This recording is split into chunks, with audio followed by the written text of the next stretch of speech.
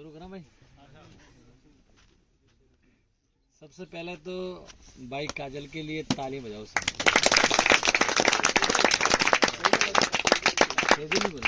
काजल जी बात है।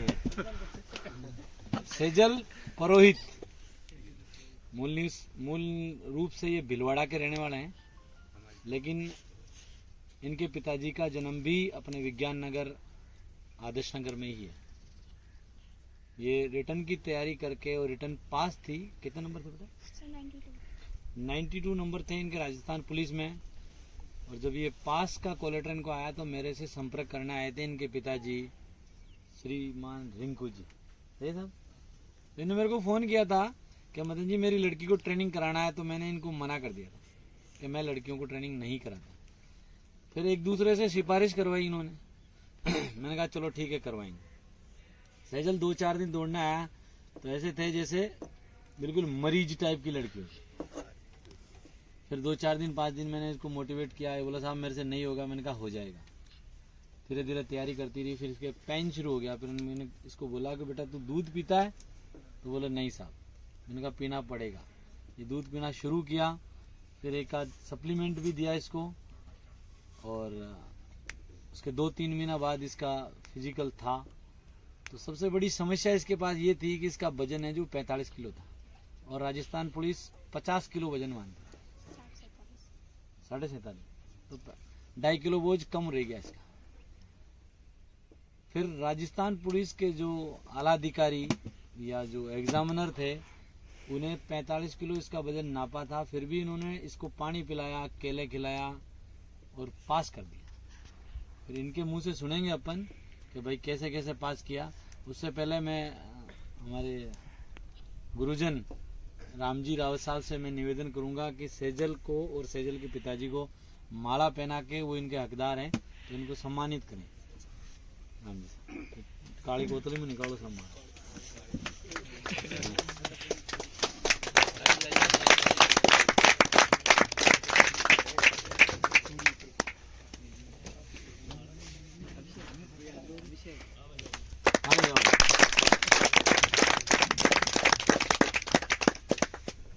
अब सेजल ने पहना।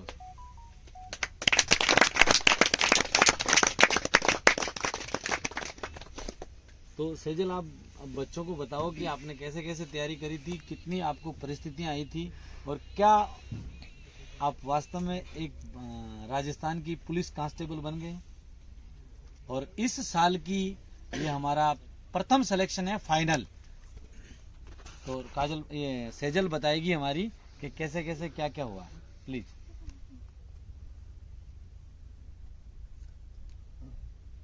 सबसे पहले तो मैंने रिटर्न की तैयारी करी। मेरा सबसे पहले एक ही फोकस था कि मुझे राजस्थान पुलिस में ही लगना है।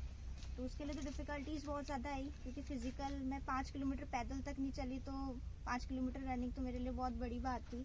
तो सर के पास आई तो स्टार्टिंग में तो सब जानते हैं कि मैं ढंग से मतलब डूंगर पर भी सर चढ़ाते थे। तो फर्स्ट दिन ही मुझे ऑक्सीजन वगैरह सब कम हो गया, तो उसके लिए मुझे चक्कर जैसा लगने लगा।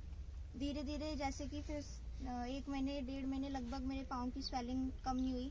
फिर सर ने जैसे जैसे बताया, स्पीड वर्कआउट वगैरह बताया, तो एंड में जब जाके वो पूरा कंप्लीट हुआ, तो जब जाके वहाँ पर मेरी last timing 30 minute I physical के टाइम पे। और यहाँ पर जब सर ने ली थी तो 32 मिनट्स आई थी। तो उस अकॉर्डिंगली सर का बहुत बड़ा सपोर्ट रहा। क्या क्या आपको समस्याएं आई थी वो बताओ। आप तो फिजिकल कर रहे थे तो। सबसे पहले तो स्टैमिना इतना ही था, तो इतना बार बार थक जाती थी। फिर उसके बाद पाँव में स्वेलिंग आ गई, तो 1.5 महीने तक तो वो ढंग से प्रॉपरली मैं चल ही नहीं पाती थी। फिर धीरे धीरे सर ने वो सप्लीमेंट्स भी बताए, साथ साथ में और भी चीज़ें बताई, और सर फिर भी दौड़वाते थे, तो उस अकॉर्डिंगली काफ़ी बुरा। तो थैंक यू। और हमारे बच्चों को ये क्या बताना चाहोगे कि आप रिटर्न की तैयारी कर रहे हो तो वो कैसे करना है आपको, ये बताओ आप। क्योंकि ये बच्चे सारे भारतीय सेना का अभी फिजिकल पास है, मेडिकल फिट है, तो इनको आप रिटर्न की तैयारी के लिए कैसे पढ़ना है उसके लिए सजेस्ट करो। सर जो भी पढ़ाते हैं यहाँ पर, आप सबसे पहले वापस रिवाइज करो। ऐसा नहीं है कि अगर आज रिवाइज करो तो 4 दिन आप छोड़ दोगे, 4 दिन छोड़ोगे तो वापस वो चीज़ भूल जाओगे। जैसे सर पढ़ा रहे हैं उस अकॉर्डिंगली आप पीछे का भी रिवाइज करते जाओ। सबसे मेन चीज़ होती है रिवीजन। इंसान कोर्स तो कंप्लीट कर लेता है, जब तक रिवीजन नहीं करेगा 2 से 3 टाइम, कंप्लीट नहीं हो पाता है। और साथ साथ में अगर मॉडल पेपर लगते हैं तो मॉडल पेपर लगाओ, क्योंकि अगर आपको जितना भी आता है लेकिन एग्जाम टाइम में आप जब जाते हो ना तो आपके ऊपर प्रेशर रहता है टाइम का, तो वो प्रेशर में आप शायद भूल जाते हैं बहुत कुछ। मेरे साथ भी यही हुआ था जब मैंने राजस्थान पुलिस का एग्जाम दिया था, तो मेरे नेगेटिव भी बहुत ज़्यादा अटैम्प्ट हुए थे, क्योंकि प्रेशर बहुत ज़्यादा रहता है तो इंसान भूल जाता है, डर रहता है बहुत ज़्यादा इसलिए।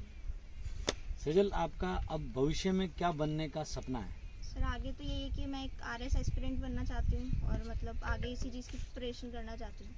अगर आप मान लो RS बनने से पहले अगर ऐसा ही बन जाते हो तो उसके लिए क्या बताना चाहोगे आप? इसके लिए यही है कि मतलब फोकस रहना है, क्योंकि इसके लिए इसमें भी फिजिकल है, लॉन्ग जंप वगैरह है, यही है। और इसका सिलेबस सबसे पहले निकाल कर सिलेबस को पूरा समझना, सिलेबस के अकॉर्डिंग प्रिपेयर करना, जितने मॉडल पेपर लगा सकते हो उतने मॉडल पेपर लगाओ, वो सबसे ज़्यादा बेनिफिट होता है। और OMR फिल करना सबसे मेन इंपॉर्टेंट होता है, क्योंकि OMR में बहुत ज़्यादा गलतियाँ होती हैं, उससे नेगेटिव बहुत ज़्यादा अटैम्प्ट होता है। जी तो बहुत बहुत धन्यवाद कादन। और रिंकी जी, आप भी दो शब्द आप भी बता दिए। छोरा ने कई कई करने थे, कान कान तैयारी करी साहब के। एक ही बेटी है भाई, वही बेटो यार आई बेटी है, तो एक दर्द है यो पग के मैं जितना भाई साहब के आया कि यार हमारा तो वही बेटो यार वही बेटी है की इच्छा, अगर आप फेल लेगी तो मन तो जीबादी को गाँव का तो जदाड़ कई रोबा लाग जाए तो मुके तो चिंता मत करो, बैठ जाए आटी को। तो आप बताओ भाई साहब, आपको कैसा लगा था आप हमारे पास जब आए थे? जब मैं तो इनको क्या साहब के पास आया लेके, मैंने कहा साहब इसको आपको ही ट्रेंड करना है। मेरी तो ये भी पोजीशन थी, मैं तो साहब के पास रोबा लाग गया। तो फिर इन्होंने साहब ने खुद ने कहा, वो कहकर तू रो मत, मैं इसको ट्रेंड करूँगा। पहले तो इन्होंने मना ही कर दिया, वो लड़कियों को मैं ट्रेंड करता ही नहीं हूँ साहब। फिर उन्होंने किसी से फ़ोन करवाया, फिर उन्होंने कहा वो चलो ठीक है आप बच्ची को भेजो, मैं करता हूँ ट्रेंड इसको। साहब इनका पूरा सहयोग ध्यान है जो आज ये पेपर क्लियर कर पाई और फिजिकल उसका सिलेक्शन हुआ, ये सब साहब की है। और पिया कितना दिया थे? ये साहब 1 रुपये कौन दे दो और नए मांगे, अच्छा मगर बच्चे उस समय लेता भी नहीं हूँ। चलो ठीक है, बहुत बहुत धन्यवाद साहब आपका।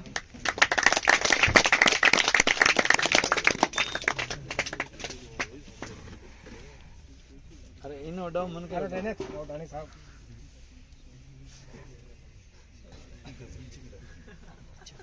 चलो रियाड़ो आ जाओ।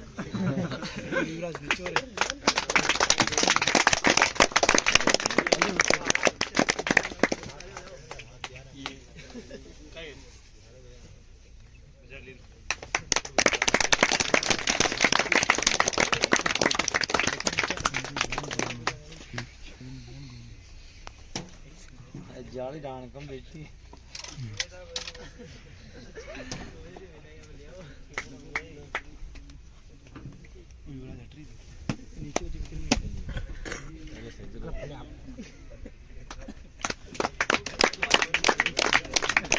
भाई गुलाब जामुन सब खिलाते हैं, लेकिन सैजल ने काजू कतली खिलाई है। तुम भेजेंगी?